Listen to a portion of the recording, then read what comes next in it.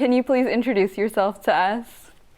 Sure. My name is Leah Wolfe. I am a 2007 graduate of the Honors Tutorial College with a major in history and minors in political science and French. What advice do you have for students who are interested in attending law school in the future?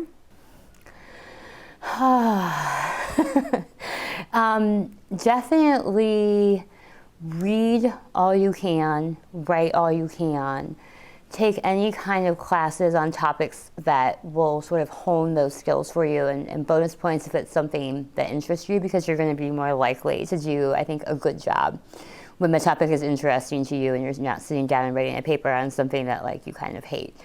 But kind of, getting used to those bigger projects and lots of reading and research from a lot of different sources and putting them together in a cohesive way will really serve you well once you go to law school, and even after that when you're practicing law.